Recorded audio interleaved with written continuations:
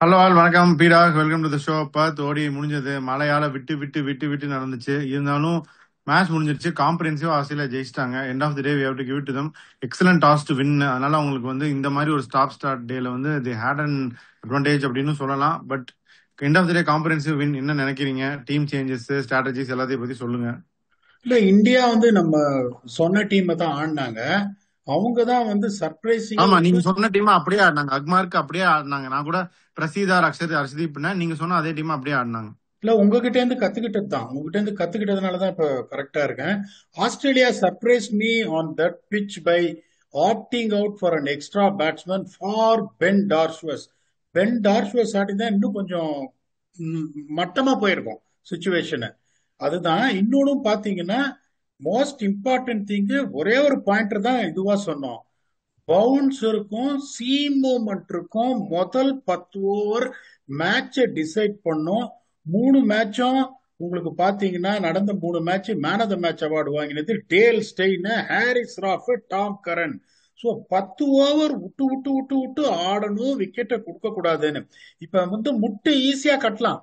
இப்ப ரொம்ப ஈஸியா சொல்லிடுவேன் நானும் இந்தியா சப்போர்டர், நீங்களும் இந்தியா சப்போர்டர். மழை வந்துனே இருந்து சார், 12 ஓவர்ல மழை வந்தது, 19 ஓவர்ல மழை வந்தது, 22 ஓவர்ல மழை வந்தது. எப்படி சார் ஆட முடியும்? மொமெண்டம் பிரேக் ஆயிடும்னு. இங்க வின் ஃபேக்டர் 10 ஓவர் தாங்கும் போது இந்தியா 10 ஓவர்ல 27 for 3. ஆஸ்திரேலியா ஆடும் போது அலைஞ்சுன்னு தான் இருந்தது பாலு. 10 ஓவர்ல அவங்க 55 for 2. Game sealed. 10 ஓவருங்கும் போது நீங்க விட்டு ஆடணும். ரோஹித் சர்மா எப்படி அவுட் ஆனாரு? நோண்டி தான் கொடுத்து அவுட் ஆனாரு. கோலி எப்படி அவுட் ஆனாரு? 7 பால் ஆடிட்டு அதுக்கப்புறம் வீசி போய் அதே மாதிரி அவுட் தான். சுப்மான் கில் தான் பாத்தீங்கன்னா கொஞ்சம் லெக் சைடு வந்தது, அப்படி ஆட போயிட்டு அவுட் ஆனார ஒழிய உங்களுக்கு இந்த அது ஃபர்ஸ்ட் கொஞ்சம் 10. ஓசி விக்கெட் தான் எல்லிஸுக்கு. இல்ல இல்ல, இப்ப நீங்க எப்படி போகணும்னா, இப்ப நான் உங்களை ஒரே ஒரு கேள்வி கேட்கிறேன். மேட்ச் நீங்க பாத்துட்டீங்க. மேட்ச் ஹர்ஷதீப் சிங் எப்படி விட்டு ஆட்டினாருன்னு நீங்க பாத்தீங்கன்னா, ஹர்ஷித் ராணாக்கும் ஒரு சில பால் சறுக்கு புறுக்குன்னு வந்தது உள்ள. அவர் உள்ள கொஞ்சம் வந்துச்சு. கொஞ்சம் லைன் அங்கங்க போட்டார். நான் கேட்கிறேன் ஒரு கேள்வி. 280 இந்தியா அடிச்சு மழை வராம 50 ஓவர் நடந்திருந்தா இந்த மேட்ச் டைட்டா போயிருக்குமா, இல்ல மறுநாடி வாங்கியிருப்பாங்கன்னு நீங்க நினைக்கிறீங்களா? அப்பயும் வந்து தோத்துருப்பாங்க. ஆஸ்திரேலியா காம்பரன்சிவா ஜெயிச்சிருப்பாங்க. காம்ப்ரிஹென்சிவா ஜெயிச்சிருப்பாங்கன்னு சொல்றீங்களா? பெக் டு டிஃபர், கஷ்டப்பட்டிருப்பாங்கன்றது என்னோட ஒரு இது. இருக்கலாம் பீடா, you may be right. But அவங்க ஸ்டார்ட் பண்ணது மார்ச்லாம் வந்து இன்னும் 2 கியர் இருந்த மாதிரி தான் இருந்துச்சு. But you have your reasons பீடா. அது வந்து it might have been the case. இல்ல சார், நான் உங்களை ஒரு கேள்வி கேட்கிறேன். நீங்களும் இன்னும் ஆக்டிவா கிரிக்கெட் ஆடிட்டு இருக்கீங்க. 26 ஓவர்ல 131 ஆஸ்திரேலியாங்கும் போது அந்த பேட்டிங் லைனப் எந்த மென்டாலிட்டியில வரும்? இதே 50 ஓவர்ல ஒரு 283ன்னா டப்புனு டிராவிஸ் ஹெட் அவுட் ஆயிட்டாருன்னா, ஜோஷ் பிலிப், மேட் ரென்ஷா, ஒரு உங்களுக்கு அந்த மாதிரி ஒரு பேட்டிங் லைனப். மிச் மார்ஷ் ஒருத்தர் தான். மிச் மார்ஷ் ஒரு 70 அடிக்கிட்டோம். 70 அடிச்சு 150 for 4 ஆச்சுன்னா மேட்ச் கொஞ்சம் இழுபறி ஆயிருக்கும்ன்றது என்னோட தனிப்பட்ட கருத்து. எங்க இந்தியா மிஸ் பண்ணாங்கன்னா, that is where they have lost. இப்ப நம்ம போலிங் ஷார்ட்டா போட்டாங்க, லென்த்தா போட்டாங்க, லேனா போட்டாங்க. 26 ஓவர்ல 130 இந்த ஆஸ்திரேலியன் பேட்டிங் லைனப் நீங்க ஒண்ணுமே பண்ண முடியாது. இந்த அளவுக்கு அவங்க எடுத்துட்டு வந்ததே பெரிய விஷயம். ரெண்டாவது விஷயம், எனக்கு ஒன்றும் புரியாத விஷயம் என்னையோ, அக்ஷர் பட்டேல் உங்களுக்கு T20ல எப்படின்னா டபுள் கீரோ டப்பு டிஃபன் ஸ்பின்னரை மிடில் ஓவர்ஸ்ல அடிக்கிற ஆளு. அவரை நீங்க ப்ரமோட் பண்றது ரைட். KL ராகுல் மாதிரி ஒரு ஆளை வச்சுன்னு அக்ஷர் பட்டேல முன்னாடியா இருக்கிறீங்க. அங்க 50 ஓவர் மேட்ச்ல உங்களை பெயில் பண்றதுக்கு எனக்கு அந்த விஷயமும் ஃபர்ஸ்ட் ஆஃப் ஆல் புரியவே இல்லை. Yes, Akshar Patel is capable batsman, அதுல எந்த சந்தேகமும் கிடையாது உங்களுக்கு. பட் இஸ் வாக்கிங் மேபி அகல. அவருக்கு நிறைய பால்ஸ் கொடுக்குறாங்களோ என்னமோ பீடா. To get used to the situation. ஃப்ளோட்டரா யூஸ் பண்றோம், இந்த மாதிரி நிறைய சிச்சுவேஷன்ஸ்ல உள்ள கொடுத்து பார்ப்போம் அப்படின்னு பண்றாங்களோ என்னமோ. இல்ல உங்களை கேட்கிறேன் நானு, உங்க எக்ஸ்பர்டிஸ்ல நீங்க சொல்லுங்க. அந்த மாதிரி ஒரு சுச்சுவேஷன்ல the ball seaming around left, right and centre, India lost the cream of their batting. நீங்க அக்ஷர் பட்டேல இருக்குவீங்களா? இல்ல KL ராகுல் ஒரு அவுட் ஆயிட்டா, KL ராகுல் மாதிரி ஒரு அதுதான். கிளாசி பிளேயர் அவுட் ஆயிட்டா அப்படின்னு பயந்து நீங்க அக்ஷர் பட்டேல இறக்குனீங்கன்னா it is a negative move. As much as we praised India by enforcing the follow-on against West Indies, we are here to give constructive criticism.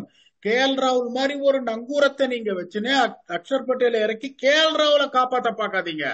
ஏன்னா அதுக்கப்புறம் இப்ப KL ராகுலுக்கு அப்புறம் Axar Patel, Nitish Reddy, Washington Sundar. Nitish Reddy 2 towering sixes அடிச்சாரு. I always rate Nitish Reddy, அதுல எந்த சந்தேகமும் கிடையாது.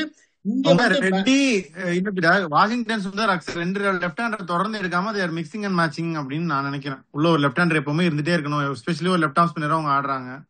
மேபி நீங்க சொல்றது அந்த லெஃப்ட் ரைட் காம்பினேஷனை நான் ஒத்துக்கிறேன். But when you have a guy like KL Rahul particularly on a conditions like this 50 over game அப்படிங்கும்போது யூ ஷுட் ஆப்வியஸ்லி, என்ன பொறுத்த வரைக்கும் நான் அப்படிதான் யோசிப்பேன். நான் அந்த திங்க் டேங்க்ல இருந்தேன்னா கேஎல் ராவலை தான் இறக்குவேன். இந்த மேட்ச் பெருசா உங்களுக்கு வந்து இங்க தப்பா போச்சு அங்க தப்பா போச்சு சொல்றதுக்கு எதுவும் மேல. நீங்க சொன்ன மாதிரி ஃபர்ஸ்ட் நீங்க ப்ரோக்ராம் ஸ்டார்ட் பண்ணும் போதே என்ன சொன்னீங்க, Australia won an important toss, அங்க ஒரு 20% கேம் அங்கேயே போயிருச்சு. அதுக்கப்புறம் இந்தியா பேட்டட் பேட்லி இந்த first 10 overs. Rain is not an excuse for India's loss. நீங்க சொன்ன மாதிரி India was beaten காம்ப்ரிஹென்சிவ்லி.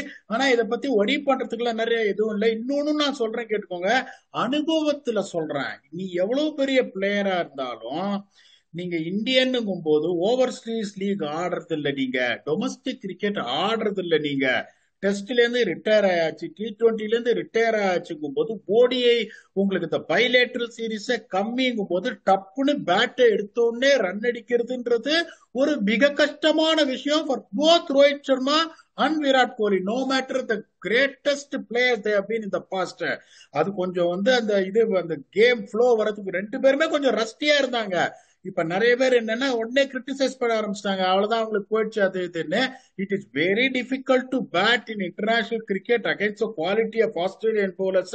If you are not playing regularly, that is going to be a massive challenge for Virat Kohli and Rohit Sharma going forward until the 2027 World Cup. அப்படி அவங்க வந்துட்டு இப்ப T20 இதுவும் ஆடல, IPL வரைக்கும் அடுத்து wait பண்ணணும்னா நான் பிசிசியா இருந்தா, நான் ஹெட் கோச்சா இருந்தா பண்ணுவேன், time try and play domestic cricket to make sure that you keep the டச்னுவேன். இதை நீங்க கரெக்ட்ன்றீங்களா? என்ன பேடா இவ்வளவு பெரிய பிளேயர்ல போய் நீ போய் டொமஸ்டிக் கிரிக்கெட் ஆட சொல்றீங்க, நீங்க சொல்லுவீங்களா?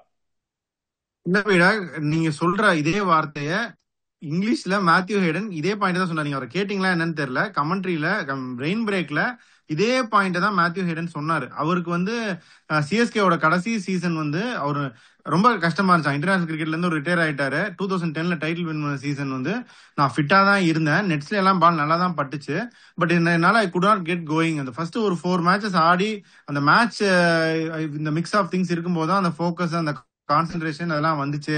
அதுக்கப்புறம் தான் என்னால அந்த ஃப்ளோவே ஒரு 5-6 மேட்ச்க்கு அப்புறம் தான் வர ஆரம்பிச்சிச்சு அப்படிங்கிறாரு. நீங்களும் இப்ப அதே தான் சொல்றீங்க. யூ ரிஃப்ளெக்டிங் மேத்யூ ஹேடன் மாதிரி ஒரு is also legend of the game. அவரோட பர்சனல் எக்ஸ்பீரியன்ஸ் ஷேர் பண்ணாரு. I think same goes for these two also. நீங்க சொல்றதா I think you have your reason and it's fair enough. யோசிச்சு பாருங்க, Keshav Maharaj, you know what kind of impact Keshav Maharaj makes for South Africa in Test கிரிக்கெட்னு. அவரை வந்துட்டு ஒரு match domestic ஆடிட்டு நீ 2வது டெஸ்ட் வந்தா போறோம் அப்படின்ட்டாங்க. அதுக்கப்புறம் Temba Bavuma, the captain of the team, now is going to go for India for South Africa to prove is fitness, match fitness ஆடிட்டு அதுக்கப்புறம் தான் எடுப்போம். ஏன்னா இன்டர்நேஷனல் கிரிக்கெட் டிமாண்ட்ஸ் ரொம்ப ஜாஸ்தி. நீங்க டெய்லிக்கு ஜிம்முக்கு போலாம், ஸ்ட்ராங்கா இருக்கலாம், அது வேற விஷயம். ஆனா பேட்டை நீங்க எடுத்து அந்த உள்ள போயிட்டு அந்த match getting used to that match rigours is totally different thing altogether போது இப்ப நான் என்ன பண்ணுவேன், அதைத்தான் பண்ணுவேன். ஃபாரின் லீக்ஸ் நீங்க you are not allowed to play. இதுக்கப்புறம் உங்களுக்கு ஐபிஎல் நிறைய உனக்கு கேப் இருக்கா, அது எந்த ஃபார்மேட்டா இருந்தாலும் சரி, T20 இருக்கட்டும், இல்ல ரஞ்சி டிராபி நடந்துட்டு இருக்கு, இல்ல அதுக்கப்புறம் ஒரு விஜய் ஹசாரே டிராபி வருதா, நிறைய பயங்கரமா ஓவர் பர்ன் பண்ணாம பட் அந்த மேட்ச் ஃப்ளோ அவங்களுக்கு இருக்கணும்ன்றதுனால அதை நான் சொல்லிடுவேன். மத்தபடி வேற விராட் கோலி பத்தியோ ரோஹித் சர்மா பத்தியோ ஐயோ அப்படி இது பண்றதுக்குலாம் எதுவுமே இல்லை. ரெண்டு பேருக்கும் பாத்தீங்கன்னா அவ்வளவு ஃபீட் அவ்வளவு இதுவா மூவ் ஆகல. They look Rusty but they will get into the picture as the series goes on. இங்க டாஸ்ல கேம் போயிடுச்சு, ஃபர்ஸ்ட் 10 ஓவர்ல கேம் போயிடுச்சு. ஆஸ்திரேலியா டிசர்வ் டு வின், அதுல எந்த சந்தேகமும் இல்ல. It's no point in criticising India and what they did. ஒரு சின்ன தப்பு பண்ணாங்க அந்த ஃபர்ஸ்ட் 8.1 ஓவர்ஸ்ல 25 for 3 அங்க மேட்ச் போயிடுச்சு. It happens on a pitch where there is fast bowlers are expected to come into the picture. India will come back strong in the second ODI. ஆமா, ரெயினுக்கு அப்புறம் Australia சின்னதா ஒரு பிளண்டர் பண்ணாங்க. Matthew Short போட வச்சு அந்த over maximise பண்ணிட்டாங்க India. அதுக்கப்புறம் ஆனா இவர் பியூட்டிஃபுல்லா போட்டாரு. மேத்யூ குனேமான் வந்து அவர் didn't allow them to get under the ball. ராகுலும் வந்து ஃபீட் எல்லாம் யூஸ் பண்ணாரு, என்னமோ பண்ண பார்த்தாரு, நல்லா போட்டாரு. பிடக்கா அந்த 2 6 கடைசியில ரெட்டி அடிச்சாரு. But it was very good spell for from Kuhnemann. நீங்க என்ன நினைக்கிறீங்க? இன்னொன்னு பாருங்க, நல்ல பாயிண்ட் மென்ஷன் பண்ணீங்க. என்ன ஒரு அட்டாக்கிங் கிரிக்கெட் ஆஸ்திரேலியா ஆடினாங்க பாருங்க. அவங்களுக்கு தெரியும் 7 ஓவர் தான் இவங்க போட முடியும், மேட்ச் இன்டரப்ஷன் வந்ததுக்கு அப்புறம்னா. அதுக்கப்புறமும் திருப்பி ஓவர் முடிஞ்சாலும் பரவாயில்ல, I want to make sure I bowl them out. I got to get the cream of their batting. நான் கடைசியில கூனமேனு, மேத்யூ ஷாட்டு, எல்லிஸ், ஓவன் இவனை வச்சு நான் முடிச்சுக்கிறேன்னு சொல்லிட்டு முன்னாடியே எக்ஸ்போஸ் பண்ணாங்க பாருங்க ஸ்டார்க்கையும் ஹேசல்வுட்டையும். ஹேசல்வுட் கொண்டு வந்த உடனே ஸ்ரேயாஸ் ஐயர் அந்த விக்கெட் போச்சு பாருங்க. ஸ்ரேயாஸ் ஐயருக்கு பக்குன்னு ரைஸ் ஆயிடுச்சு. அவர் எப்படின்னா அவுட் ஆயிட்டாரு. உடனே 4 பேர் ட்வீட் போடுறான். அதாவது 2027 வேர்ல்டு கப்ல இந்த மாதிரி கண்டிஷன்ஸ் கேப் டவுன் டர்பன்லி இந்த மாதிரி தான் இருக்கும் அப்படின்னு போடுறான். நாங்களாம் அங்க பிறந்து வளர்ந்து தூங்கிட்டு இருக்கோம். டர்பன் வந்து ஷூ லேஸுக்கு மேல கூட பால் வராது. அவர் வந்து அந்த இது இவரு சொல்லுவார் பாருங்க கவுண்டர் மணி இதுல, அந்த ஒயரை அருந்து போய் 6 மாசம் ஆச்சு அப்படின்னு. அந்த மாதிரி இத அருந்து போய் 30 வருஷம் ஆச்சு டர்பன். ஷூ லேஸுக்கு மேல பால் வராது. கேப் டவுனும் செத்து போய் ரொம்ப நாள் ஆச்சு. ஜோனாஸ்பர்க்லயும் பிரிட்டோரியாலையும் கொஞ்சம் பவுன்ஸ் இருக்கும், அவ்வளவுதான். அவங்களும் என்ன பண்ணுவாங்க, வேர்ல்டு கப் கூட்டம் வரணுன்றதுனால செம பிளாட் ஆக்கிடுவாங்க கிராஸ் எல்லாம் தூக்கிட்டு. உங்களுக்கு பாலும் சரி பீயும் சரி ஸ்கொயரா திரும்பும். அதனால வந்து உடனே ஆரம்பிக்கிறாங்க ஸ்ரேயாஸ் ஐயர் ஷார்ட் பால் ஆட மாட்டாருன்னு. பிரமாதமா அடி காமிச்சாரு அவர் ஐபிஎல்ல, அதுல எந்த சந்தேகமும் கிடையாது. Please give people some time to see what it is. He has worked hard on the short balls, and there is absolutely nothing to really comment about the dismissals for all the Indian batsmen. KL ராகுல் அதுக்கப்புறம் வேற வழியே கிடையாது, அடிச்சுதான் ஆகணும். அடிச்சு out ஆனாரு. அக்ஷர் பட்டேலும் அடிச்சு out ஆனாரு. நிதிஷ் ரெட்டி வந்து ஒரு ஸ்பார்க் காமிச்சாரு, 2 glorious sixes அடிச்சாரு. What ever it is on the limitations, rain stop, the way they gave the game away in the first 10 overs, Australia deserved to win. Australia really were on the இது இந்தியாவுக்கு ஒரு சான்ஸே கொடுக்கல உங்களுக்கு. ஆனா second ODI பாத்தீங்கன்னா உங்களுக்கு Adelaide ஓவர்ல இருக்கும். அடிலைட் ஓவர் ஒரு நல்ல பேட்டிங் பிச், ஸ்லோ பாட்டாவா இருக்கும். India come back strong. சரி, கம்பேக் ஸ்ட்ராங்னு சொல்றீங்க. குல்தீப் சுட் பி இந்த மிக்ஸ் தானே பேரா? இன்னைக்கே நிறைய பேர் அதான் சொன்னாங்க. Washington ahead of Kuldeep. அந்த எக்ஸ்ட்ரா 20 ரன்னாலும் குல்தீப் அந்த ஒரு 2 விக்கெட் எடுத்துருவாரு. ஏன் வந்து இப்படி பண்றாங்க? நீங்க ஆனா ப்ரிவியூல சொன்னீங்க குல்தீப் மைட் நாட் பிளே அப்படின்னு. Turn out to be that. But Washington ahead of Kuldeep இன்னும் பெரிய டிபேட் இருக்க தான் செய்யுது. அடிலைட்ல I think they should play Kuldeep ahead of Washington, but they might not. நீங்க என்ன நினைக்கிறீங்க சார்? இந்த பிச்சில் எப்படி சார் குல்தீப் ஆட முடியும்? எல்லாரும் ஏதாவது சொல்லணும்னு சொல்றாங்க. நம்மளே முன்னாடியே என்ன சொன்னோம், நம்ம biggest supporter of Harshdeep Singh and Kuldeep, அதுல எந்த சந்தேகமும் கிடையாது. இந்த பிச்சில் நீங்க குல்தீப்பை ஆடவே முடியாது. பால் ஒரு இன்ச்சு கூட திரும்பாது. இந்த கூனமேன் பியூட்டிஃபுல்லா போட்டாரு. எப்படி போட்டாரு? ஆம்பாலா போட்டாரு, தூக்கி போட்டாரா? மேத்யூ ஷாட் தூக்கி போட்டா இறங்கி கடாசினாரு கேஎல் ராகுல். தூக்கி போட்டீங்களா வச்சு நொறுக்கிடுவாங்க. அங்க சுத்தமா ஒண்ணுமே கிடையாது. இந்த பிச்சில் India did the right thing by benching Kuldeep, because they feel the value addition of batting with Washington Sundar, where the conditions are going to be tough against Seamers. அடுத்த மேட்ச் கண்டிப்பா அடிலைட்ல குல்தீப் ஆடுவாரு. அவங்க எந்த அது எப்படி வேணாலும் போகலாம். ஒரு ஃபாஸ்ட் பவுலர் உட்காத்தி வச்சுட்டு அவங்க வந்து குல்தீப் ஆடலாம். இல்லன்னா 2 ஆல்ரவுண்டர்ல ஒரு allrounder, that is Nitish Kumar Reddy. இப்ப 3 ஃபாஸ்ட் பவுலர் ஆடினா நிதிஷ்குமார் ரெட்டியோட போலிங் வந்துட்டு பெருசா வராது உங்களுக்கு, குல்தீப் உள்ள வந்துட்டா. சோ அப்படி வச்சாங்கன்னா Nitish Kumar Reddy will only play as a batsman. So Nitish Kumar ரெட்டியா Washington Sundara டெஃபினட்டா. ஆனா வந்துட்டு ether one of the fast bowlers are one of Washington Sundar R Nitish Kumar Reddy கண்டிப்பா அடுத்த match Kuldeep ஆடுவாரு. India's playing 11, India strategy has not been bad. They are simply out plate by Australia where the toss favored them. Their approach was brilliant. Their bowling changes were brilliant. India was outplayed. India didn't play badly. Australia were on top notch. Bottom line. Super. நிறைய box tick அடிச்சாங்க Australia. Starc, Hazlewood எல்லாமே நல்லா ஃபயரா போட்டாங்க. அதுக்கப்புறம் வந்து Mitch Marsh நல்ல form. Matthew Kuhnemann prove that he could be a good backup for somebody like Zampa. நிறைய மிச்சோன் போய் சிப்டின். பிலிப்பே வந்து ஒரு டீசென்ட் ஆடினாரு. அக்சர் பால் எல்லாம் வந்து நிறைய டாட் பால் ஆடாம தள்ளி தள்ளி கெப்ட் ரொட்டேட்டிங். பட் இன்னும் வந்து டிராவிஸ் ஹெட் வந்து கண்டினியூஸா இஸ் கோயிங் டவுன் ஹில். அது ஒரு problem to be sorted at top of the order. என்ன நினைக்கிறீங்க? டிராவிஸ் ஹெட் மாதிரி எல்லாம் நீங்க சொல்றது correct. when it comes to performances has been quite. நீங்களே போன ப்ரிவியூல என்ன சொன்னீங்க, டிராவிஸ் ஹெட் ரொம்ப நாளா குவைட்டா இருக்காரு, என்னோ அடி வெளுத்துருவாருன்னு தோணுது. சோ அந்த மாதிரி அடி வெளுத்துருவாருன்னு தோணுதுன்னு எப்போ ஒரு பிளேயரை சொல்லுவீங்க? when a player is good enough to score any time in spite of his indifferent form. அப்படிங்கும் போது Travis Head is never going to be a problem. அவங்க ப்ராபப்ளி எப்படி யோசிப்பாங்க, அடுத்த match even though Kuhnemann bowl well this guy Zampa is expected to be back for the second ODI.